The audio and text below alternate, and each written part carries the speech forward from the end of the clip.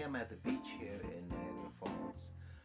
No, just kidding. We're not at the beach. No, not yet. We still have a little bit of snow outside and it's pretty cold. It's like 1 degree.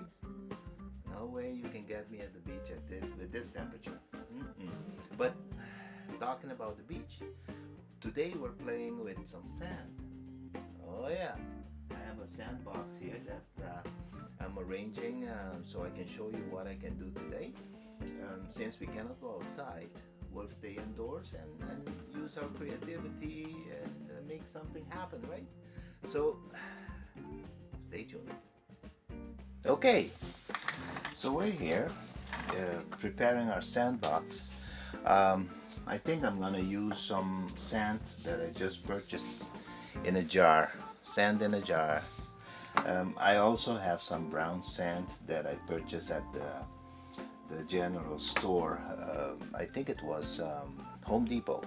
Home Depot. I got some brown sand, but it doesn't look very nice. It's play sand, sand that they use for kids outside to play with in the summertime.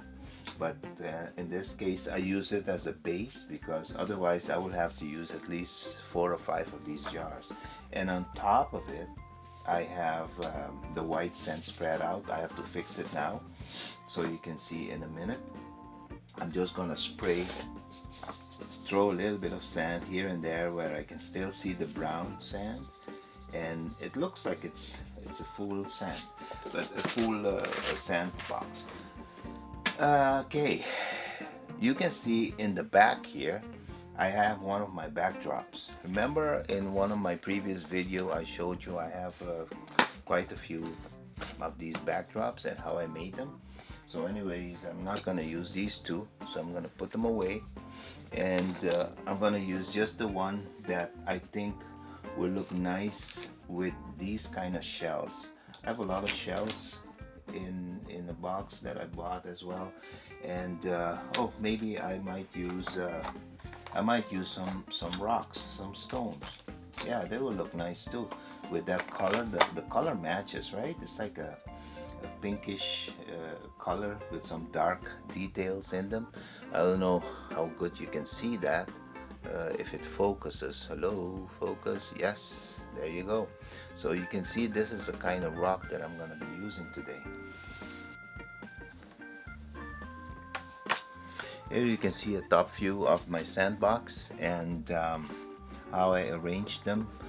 And like I showed you before, I have the backdrop here, and all I'm gonna do is I'm gonna just position this rock in such a way. What is this? Okay, it's a piece of aluminum foam that probably was in the sand, so we're gonna get rid of that, and we have 2 pieces of rock that we're gonna use, like on top of, like that, on top of each other, something around there. And maybe we'll put a shell here as well, you know, that is stuck underneath the rocks. And we're gonna use a small tripod. I have a small tripod here that I take out when I go take pictures of flowers in the summer or in the spring. I have to go way down on the ground, so I bought one of these small tripods. They're pretty good. It's a nice tripod. It's a Leo Photo tripod, and it comes with a handlebar. You know, it's awesome. It's very nice. So you can position, you know, your camera the way you like, and just, yeah. So that's what I'm gonna do.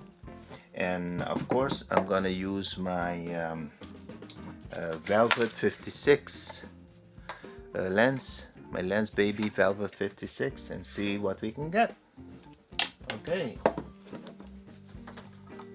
as you can see, I had to change the orientation of the sandbox because I noticed that I was getting too far away from the subjects, and my tripod also didn't have enough real estate on the table here. It's not a big table, it's a desk. So I have to change it, and that makes sense, of course. I am not sure if the backdrop is gonna work because unless I try to put my tripod a little bit lower, and maybe if I make it a little bit lower, that's the beauty of this tripod. You can adjust it as low as you like, almost to the ground. And now I can see if what I can get. Okay, on the other side, on this side, as you can see, I had to put a white, um, you call this a white board, so it can reflect some light back into the subjects, because I noticed that light from one side was giving me harsh shadows, so this will just lighten up the shadows a little bit. My settings. Alright, I have an f-stop of 2.5 and my shutter speed is 1/20th of a second, and my ISO is at 100. So I'm gonna see where I'm gonna focus. I believe I'm gonna focus on the outer edge of this rock, and so hopefully we can get a beautiful image out of that. And let's see here. Yeah, unfortunately we don't see the background, which is okay, because what it does, it just blurs everything, and I'm pretty close to the subjects here, so I won't be able to see the backdrop, but I see just sand on all sides. So I'm just gonna focus on the edge of that rock, and we'll take a shot. And first of all, I'm gonna check, because I wanna have my shot set to 2 seconds to eliminate vibration. In case I touch the camera, then it won't be that bad. Alright, so we'll take a first shot of 2.8, and excellent. So after that, I'll show you the picture afterwards. After that, I'll take my aperture to, let's say, my favorite spot, my sweet spot on this lens, 3.5. Nice. Yeah, looks so nice. So I open up a little bit. I'm using right now completely manual, okay? I can use aperture priority, but I like the manual function. I shoot all my pictures in manual. So anyways, I'm gonna focus again on that same edge of the rock, and we'll take this shot, and I'll show you afterwards how it looks. Alright, you don't even see these shells. These shells are just blurred out. I don't even know why I have them there, but it just gives a little bit of definition in the picture, a little bit of color in the background. So, you know, that's the beauty of it.